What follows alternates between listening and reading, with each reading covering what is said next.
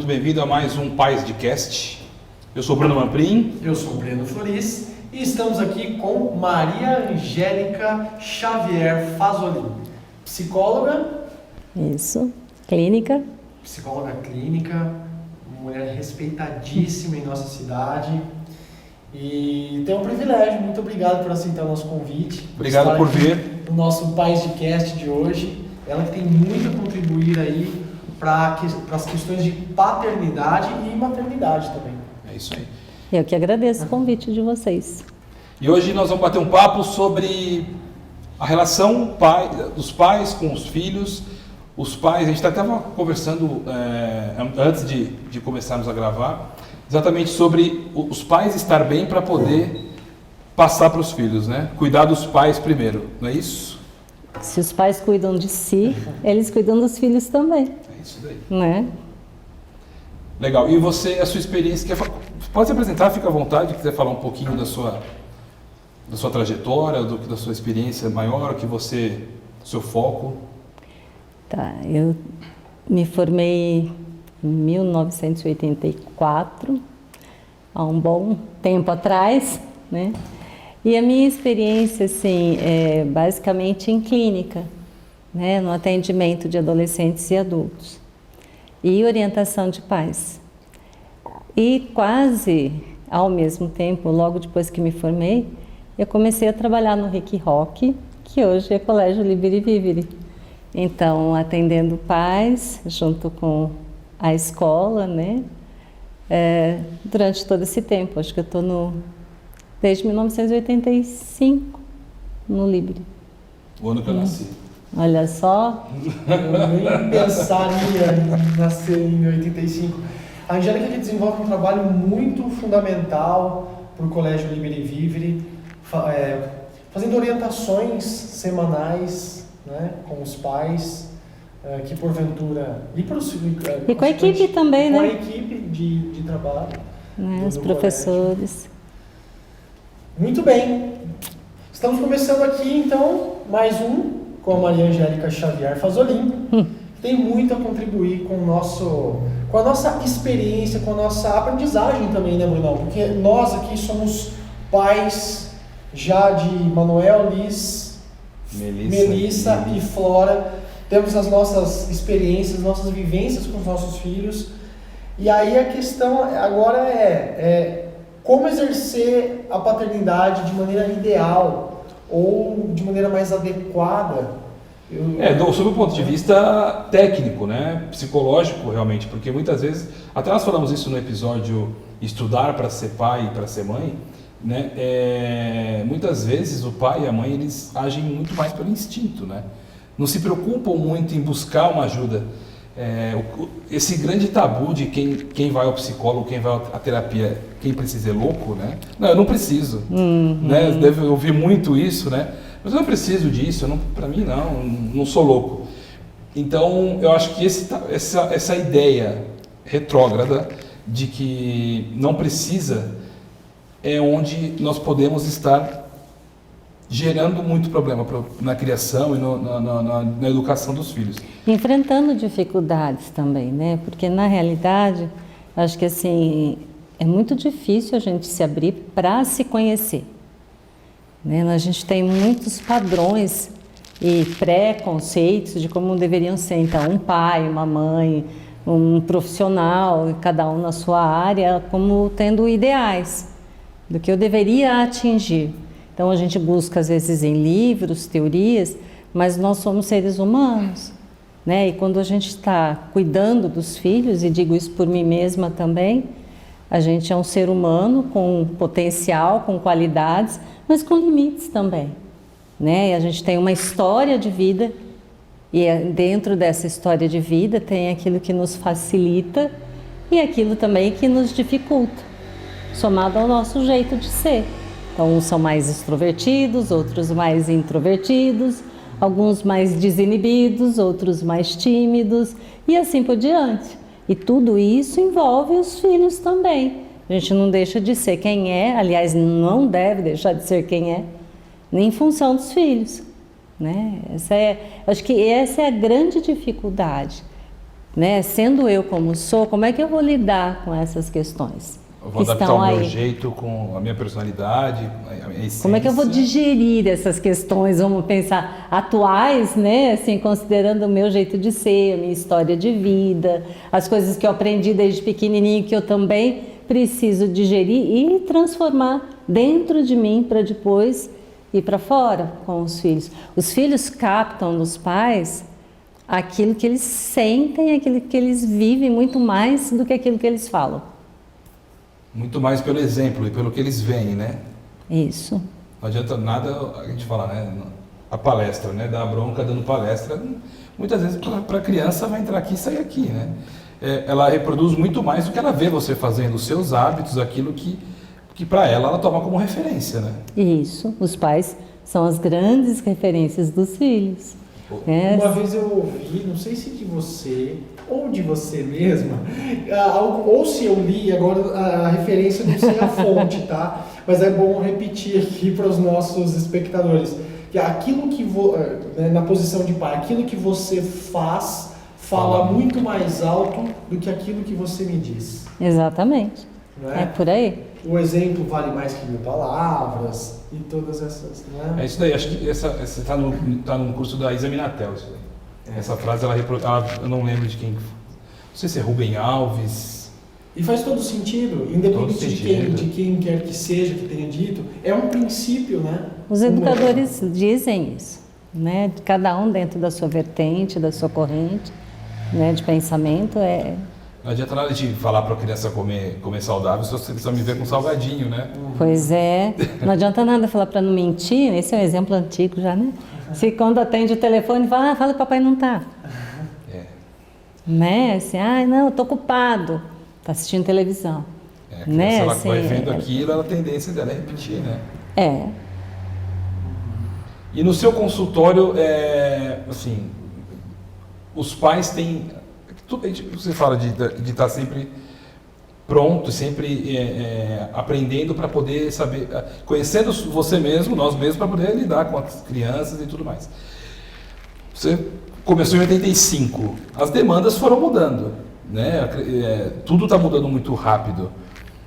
O que você vê nos últimos, 5 anos, independente de pandemia ou não, mas que tem crescido no seu, alguma queixa específica, alguma dificuldade, tela, por exemplo, ou a mãe acredita num método, numa forma de educar, o pai não entende ou diverge e batem cabeça e aí te procuram para você ajudar a achar o meio equilibrar essa régua.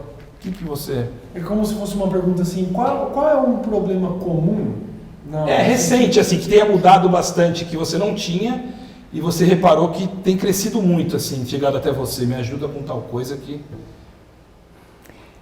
Olha, não vou falar que sejam dos últimos 5 anos para cá, mas ao longo dessa minha trajetória, então, o que eu percebo é que quando eu comecei na clínica, parece que os pais eram mais decididos. O não era mais não, o sim era mais sim. Podia dar bronca, ficar brava, a criança podia chorar, fazer birra, os pais aguentavam, né? E acho que ao longo desse tempo, parece que os pais estão mais fragilizados, no sentido de que vai traumatizar o filho, vai ficar frustrado, o coleguinha falou aquilo, meu filho está sofrendo, isso é bullying, né? Assim, então parece que as crianças estão crescendo sem poder ter a experiência da dor. Da frustração. Da frustração. Eu não estou falando de dor extrema, estou falando de coisas do dia a dia, simples, né? Assim, e que as mães, os pais ficam mais doídos pelos filhos. Em contrapartida, parece também que anteriormente os pais torciam muito pelos filhos, queriam proporcionar coisas boas, cursos, né? Queriam que estudassem e tal. E parece que ao longo desse tempo existe uma expectativa maior em relação a notas. Né? Meu filho tirou 10, meu filho já sabe ler com 4 anos de idade, meu filho já sabe os números, ele já fala inglês, nada, né? 5 anos de idade, né? Assim, então parece que as crianças estão tendo que se adultizar e ter mais capacidades, vamos assim dizer, exigindo mais do intelecto, né? Quando ainda não tem um psíquico pronto, com maturidade para isso. Tem a maturidade própria da idade, né? Assim, e criança aprende muito mesmo. Se a gente for dando estímulo, né, eles vão respondendo. Só que a gente não percebe que é em detrimento de alguma coisa. Então, a criança que tem aula de inglês, aula de ginástica, né, assim, a escola, aula de futebol, aula, né, de várias coisas, qual é o tempo dela brincar sem horário? Sem cumprir uma tabela. Sem ser por obrigação, vamos dizer assim. Né? Assim, então, que tem o quê? A possibilidade do relaxamento, da espontaneidade, que não vai ter tarefa, não tem ninguém que vai cobrar a aula de violão, se estudou para fazer a aula, né? A aula de inglês, se fez a tarefa, mesmo que seja lúdico. Mas vai lá para a escola, vai lá na aula e tem compromisso. Perdeu então, o livre, né? Perdeu-se deixa rolar. Esse é o tempo da espontaneidade, né? Tudo muito planilhado, né? Pois é. Então, os adultos também estão mais assim, cheios de compromisso, e estão colocando compromisso para as crianças também. E isso vai comprometendo. É o tempo de amadurecimento mais tranquilo, né? De poder ter o ócio saudável, que é de poder inventar brincadeiras. Que é onde dá iniciativa, os cliques, né? Poder usar a criatividade. Né? Então, você pode fazer aula de pintura, ou você pode ter o material disponível para pintar à vontade em casa. A aula de pintura tem a técnica, né? Assim, o passo a passo e tal. O brincar à vontade em casa pode descobrir até uma técnica nova, espontaneamente, né? Então, é esse espaço do espontâneo que eu sinto que vem trazendo. Então, você pega, hoje em dia, jovens adultos, então, buscando esse espaço de se conhecer, de se cuidar, bastante fragilizados, porque não tiveram um espaço do livre pensar, do construir caminhos, né? Então, cada vez que a gente passa por uma situação de frustração, dói, é difícil, mas se a gente tiver um ombro amigo para encostar, um colo, né? Alguém que permita com que a gente chore, expresse a raiva, a dor ou a tristeza, isso nos fortalece. E o mundo adulto que está aí fora, a gente vai ter que lidar com tudo isso, com frustração, com as concorrências, né? com o que é justo, com o que não é justo, com as pessoas que gostam da gente, com as pessoas que não gostam da gente, que se identificam com o nosso trabalho ou que não se identificam. Né? Isso é o mundo adulto. O mundo adulto não é de provas, a gente não sai fazendo provas. A vida vai nos dando retorno nos caminhos que a gente está tomando, se está por aí, se não é, né? Assim. É muito engraçado, né? Porque eu tenho tem uma coisa que eu venho estudando há algum tempo. Matou-se a criatividade. Por quê? Até o Lego, antigamente você comprava o Lego e você montava o que você queria. As peças estavam lá e você montava o seu cavalo, Aliás, você imaginava o seu cavalo ali que a sua princesa, exatamente, o navio. Agora o Lego vem, de um tempo para cá, o Lego vem na capa e você tem que cumprir aquilo ali. Você tem que chegar naquilo. Se você quiser, você comprou um barco, um Lego de barco. Porra, a única coisa que eu não queria era o Lego de alguma coisa, que era para eu fazer. Não, vem na capa e você tem que imitar aquilo ali, senão você não acertou, não sabe jogar. Uhum. Eu acho que isso é só um sintoma de toda a mudança que nós vimos sofrendo. Inclusive, muitas vezes, as escolas têm mudado, mas eu acho que muitas vezes as escolas contribuem para isso, para matar essa criatividade. Quanto mais conteúdo se colocar para uma criança, menos espaço tem para criatividade. Exato. Ela vai produzir conteúdos. Pelo menos eu acho que eu fui à escola muitas vezes, não para aprender, mas para passar na prova. Eu fui ensinado a passar em prova. Conteúdo, prova, forma. E volta, e todo mundo recebe aquele conteúdo naquela idade, naquele momento. E você tem que E se bater você o gabarito da professora. Isso, e se você tirar nota, você sabe o conteúdo. Se você Exato. não tirar nota, não. Então a professora está ali com as respostas, ela te ensina e você tem que acertar. Não tem margem para você questionar, para você dar uma outra resposta. Mas e se? E se? O e se, que é onde nasce a criatividade, a escola muitas vezes poda. Ou podava, muitas estão mudando, e o Sim. Libre é um grande propulsor dessa mudança. Acho que precisa agregar, né? Vamos dizer, tem o tradicional, tem isso. É importante ter a nota, ter uma resposta correta. Claro. Mas também é importante ter um espaço em que haja essa possibilidade da criatividade, de construir hipóteses. Do questionar, né? Isso, de questionar. Porque eu acho que o formato que é feito, e é uma das coisas mais antigas que não se muda, que é o formato da escola, que é desde Napoleão, tudo mudou. E as escolas não... É difícil mesmo um modelo para se alfabetizar em massa. Eu acredito que ninguém tem a resposta pronta. Mas igual a Escola da Ponte faz, agora algumas escolas vêm fazendo, de direcionar a criança para as inclinações naturais. Lógico, tem que ter o conteúdo básico, é óbvio que a criança tem que ter disciplina, tudo aquilo. Mas direcionar a criança e incentivar aquilo que ela tem de mais dela, de natural dela, mas a gente pode, não, tem que fazer matemática, tem que ter biologia, tem que ter... E não dá margem para nada. Posso só dizer uma coisinha para quem está nos acompanhando agora? Fale lá. Nós gravamos um episódio justamente abordando um tema como esse, que são as sete inteligências de Gardner, que ele fala justamente sobre isso, sobre as habilidades que cada um de nós temos e dominamos no meio das inteligências. Né? Que não é só matemática, português, é muito mais abrangente. Tem inteligência intrapessoal, interpessoal, inteligência musical, inteligência espacial, relacional. Exatamente. Então vai lá, confere o nosso episódio. O editor vai colocar aqui o episódio 2, se não me engano é o 2. As múltiplas inteligências de Gardner, certo? Vai lá, confere que ele está muito legal. Desculpa interromper, mas acho que é necessário a gente também falar sobre... Fazer as pontes, né? Inclusive, nesse episódio, o Bruno fala que não dá pra gente ensinar o peixe a subir na árvore como ensina o macaco, não é alguma coisa assim? Não dá pra medir a capacidade do peixe de subir na árvore, como a gente imagina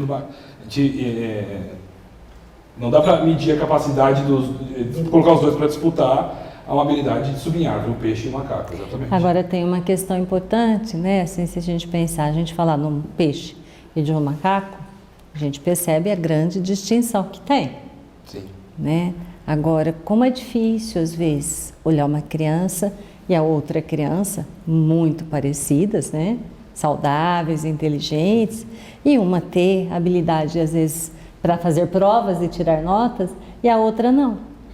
Né? E muitos pais têm isso dentro de casa, né? Com filhos que são diferentes. Então parece, esse daqui é vagabundo, não gosta de estudar. Ou burro, né? Agora, esse aqui não, esse aqui é estudioso. Na realidade, assim, cada um também tem o seu jeito de ser. Eu nunca me esqueço de uma vez de um programa, só que eu não vou saber achar essa referência. Mas foi um programa na Globo, tipo um Globo Repórter, alguma coisa assim, que fizeram um levantamento das pessoas de QIs, né? Então, tinha lá, entrevistaram os adolescentes, Passado depois de 10 anos, um pouco mais, eles foram buscar esses adolescentes de QI alto e de todos, né? Para ver como que estavam na vida. E qual foi a surpresa? Que tinha pessoas, adolescentes, com QIs altíssimos, com subempregos, vamos dizer assim. E outros que não tinham... Os vagabundos e os burros lá de trás. Com QI não tão alto, vamos dizer assim, bem colocados na vida. Né? Então, assim, os índices, né, medidores, as notas de prova, né, assim, eles são um dado. Mas o que interfere no desenvolvimento de cada um é a possibilidade de amadurecimento. intelectual, mas também emocional. Então, aquele que tem uma tolerância maior ou vai aprendendo a administrar conflitos, ele tem muito mais chances.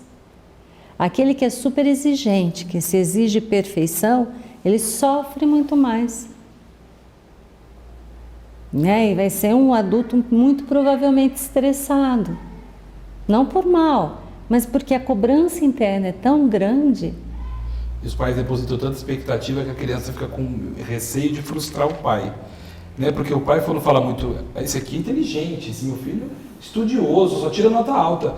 Você acabou com a margem dessa criança dela tirar uma nota baixa. Ela vai buscar o tempo todo manter isso para o pai não poder continuar falando isso. Então, pensando nisso que você está colocando, o que seria a função dos pais, então? Qual poderia ser? Entre todas, né? Uma delas. Eu acho que os pais, eles têm obrigação, com a demanda de informação que nós temos hoje, com a facilidade de informação, de conteúdo, em várias vertentes, para você escolher, de acordo com a sua crença, com a sua posição social, com a sua posição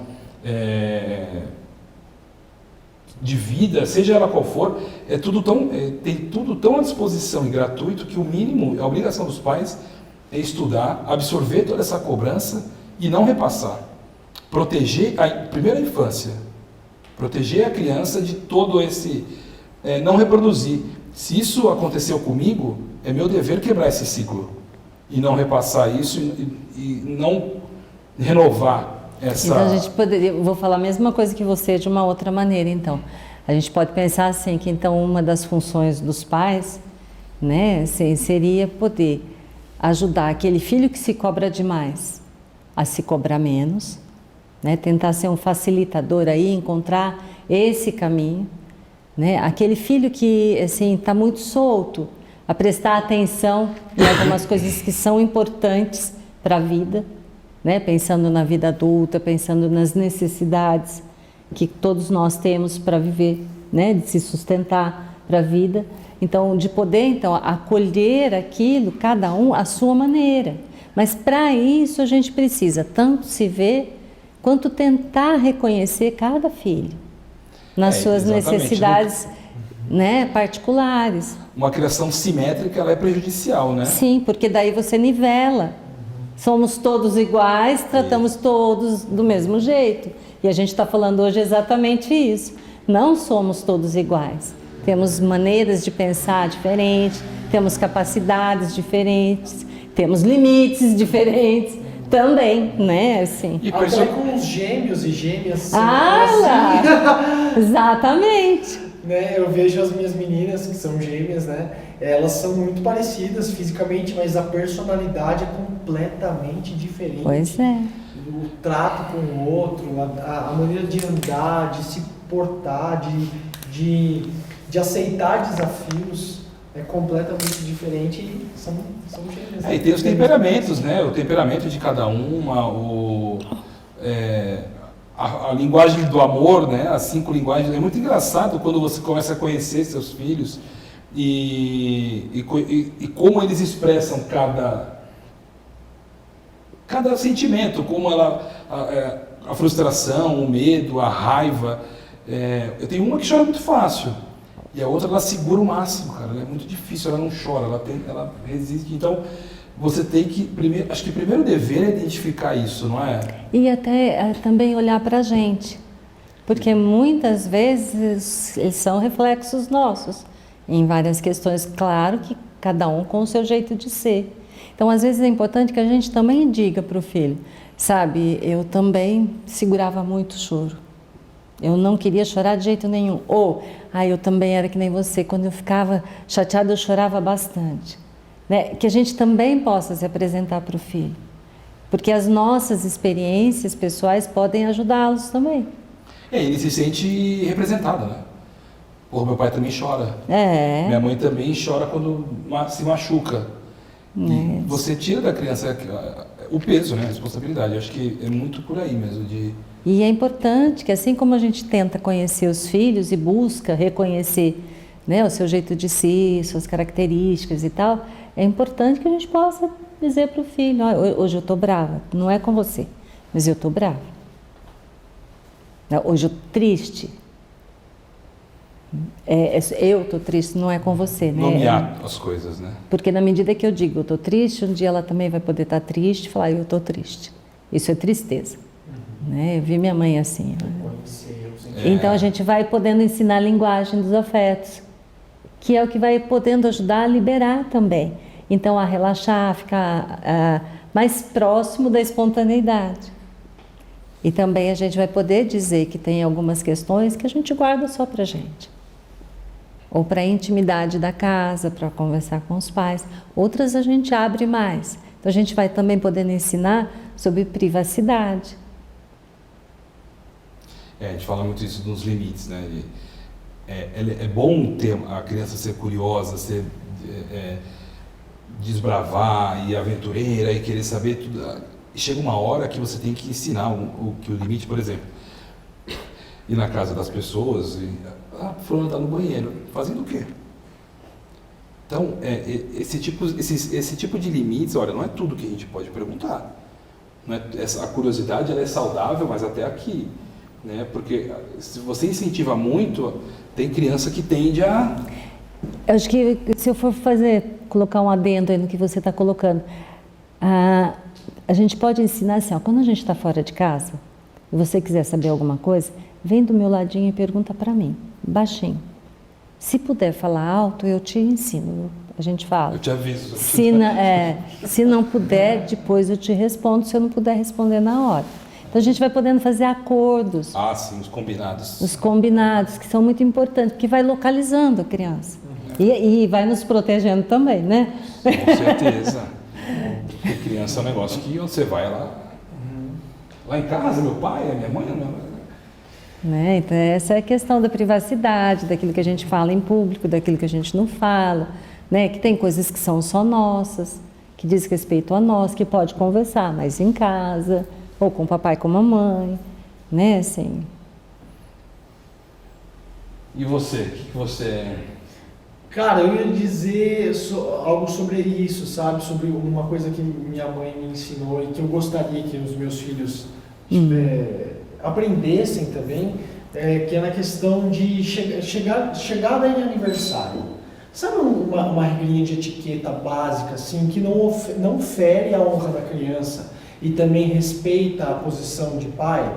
No sentido de, cara, você vai chegar na festa, nós vamos cumprimentar todo mundo. Depois você vai brincar. E isso eu aprendi com a minha mãe.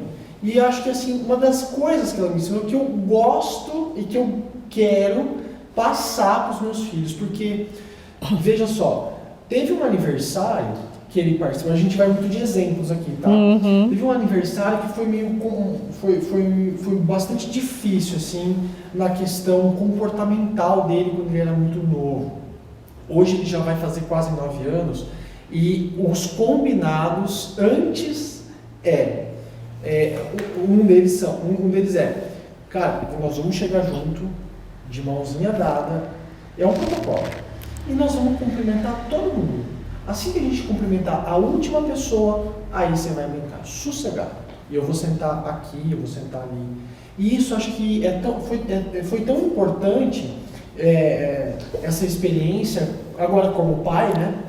De me pôr nessa posição de dar as regras do jogo naquele ambiente, que para mim foi muito... Eu consegui, como pai, desfrutar mais da festa. Uma festinha infantil, que é uma delícia. Né? Eu gosto de festa infantil. Então, assim, diante disso, assim, pareceu que rolou até uma cumplicidade maior entre mim e ele, sabe? Na questão... Cara, tem alguém zelando por mim. Porque isso é o organizador. É o organizador, inclusive. Então, para a criança, organiza o ambiente. E tudo que organiza dá segurança. Então, tem um grande equívoco, né? Que às vezes é entender que dizer sim para a criança vai se sentir amada. E é exatamente o inverso. A criança, ela se sente amada e bem cuidada quando ela pode pedir o que ela quiser. O que puder vai ser feito, o que não puder não vai ser feito. Aí ela relaxa. Porque se ela sentir que tudo que ela pede, ela consegue, em parte é bom, mas em parte gera insegurança. Ela sabe que vai depender de mim, sabe, até onde eu posso ir, porque ele vai falar sim para tudo. Ela não tem maturidade para decidir. Não tem maturidade ainda para se conter.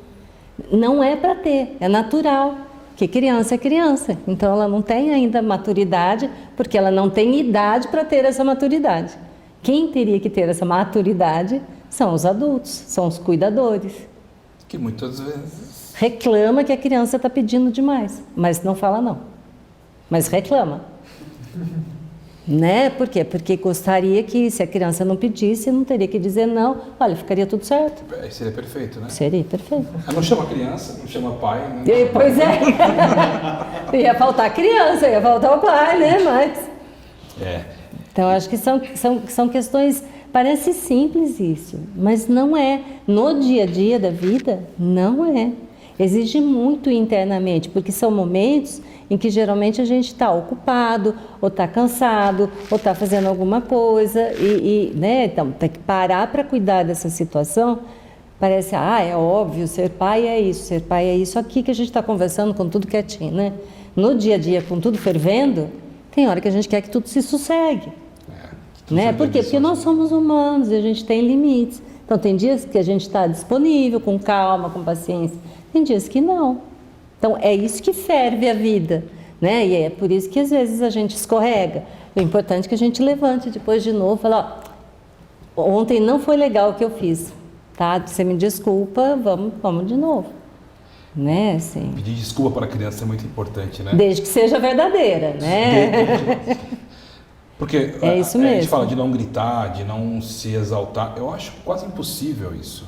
Eu me sinto bem quando eu peço desculpa para os meus filhos. Não, é fantástico, cara. Porque é de verdade ali, né? Lógico, porque você se descontrola. Você, assim, as coisas estão acontecendo. É tudo muito intenso. E aí a criança naquele... Pai, sem parar. Chega uma... E você vai acaba se alterando. É errado, porque você tem que se controlar. Quem é o adulto? Quem é o adulto da relação? Quem tem a obrigação de ter gestão dos seus sentimentos somos nós. Mas por sermos humanos, erramos. Exato. E aí você grita, você fala alto, você é grosseiro. Nunca bater. Isso, não existe justificativa para isso. Estou falando de excessos da voz, verbais, pelo amor de Deus, né? Então, e aí depois, cara, quando você volta para si, você fala, puta, cara, exagerei, não devia, não era para tanto. E Coitada. aí a gente pode pedir desculpa. E reconhecer isso não é se submeter. Não, cara, porque dói muito, né? É uma virtude, né? É uma virtude, você está ensinando. Não deixa de ser uma educação, você está educando. Exatamente, também. isso que eu ia dizer. Então, quando a gente pede desculpa, a gente também ensina a criança a pedir desculpa. Né? É diferente, a gente pode ensinar a criança a pedir desculpa de alguma coisa, mas o jeito que realmente ela aprende é quando a gente também pode pedir desculpa. Eu estava numa festa semana passada com as crianças e até que falei isso no Instagram. E aí nós fomos para a fila da pipoca e do algodão doce. Aí fui eu, minha mais velha e uma amiguinha. Então estávamos na fila, eu, as duas e uma mulher e a fila.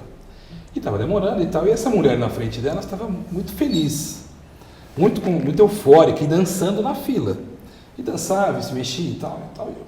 E eu esperando que eu sabia o que ia acontecer. Mas não deu outra, ela pisou no pé da minha filha mais velha. Automaticamente ela virou. Desculpa, foi sem querer para mim.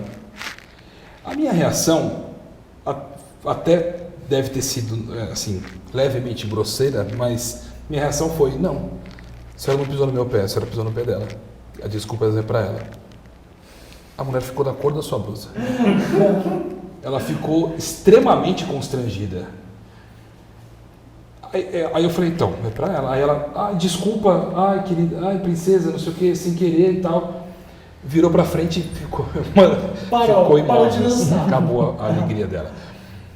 Mas eu acho, é exatamente isso. Não foi em mim que ela pisou. A desculpa ela deve para quem? Se eu pisar no seu pé, eu não vou pedir desculpa pro seu marido. Acho que muitas vezes a criança ela é invisível, né? A criança tem que, se ela tivesse pisado no pé da moça, ela pediria desculpa para ela.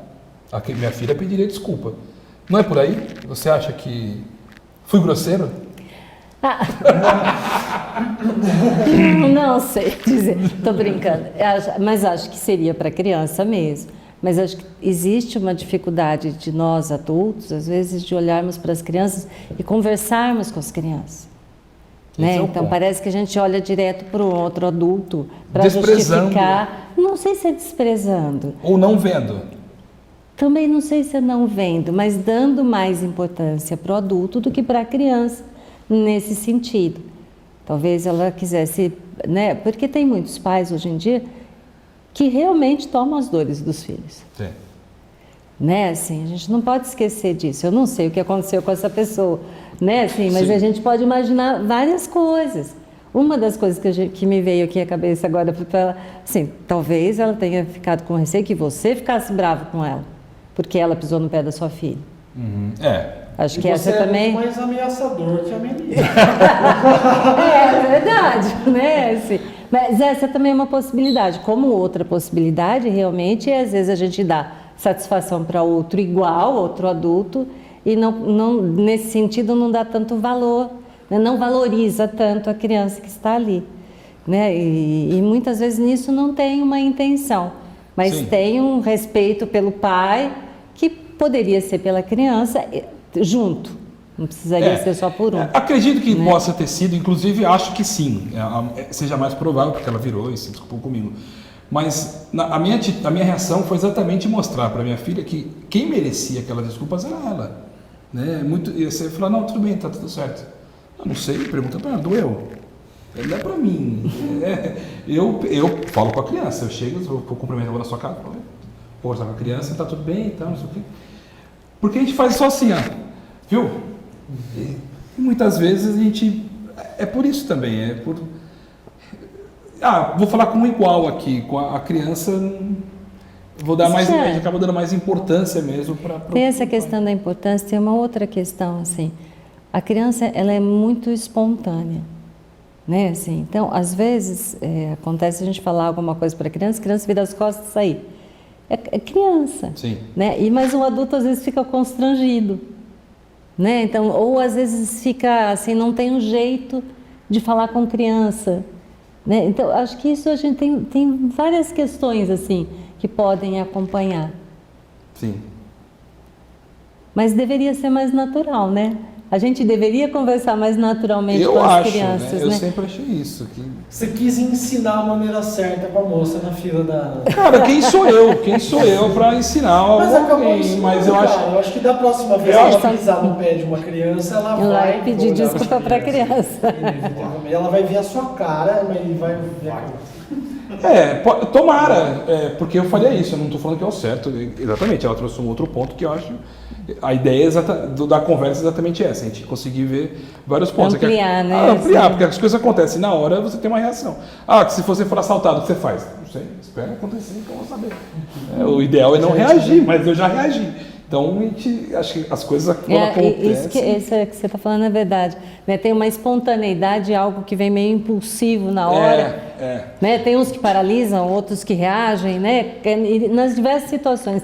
E é isso que eu quis dizer em relação à criança também. É de uma outra proporção, né? Mas às vezes é a mesma coisa. As pessoas só sabem como vão reagir na hora. Ao me colocar nessa situação, na Melissa, eu diria, ai meu herói, porque o que você fez com ela, assim, eu acho que ela se sentiu muito respeitada. Porque meu foco, na verdade, é ela. Né? Meu compromisso ali é com ela. Né? E talvez porque eu já estivesse prevendo que aquilo aconteceria. É possível. É possível. Falei, ela vai pisar.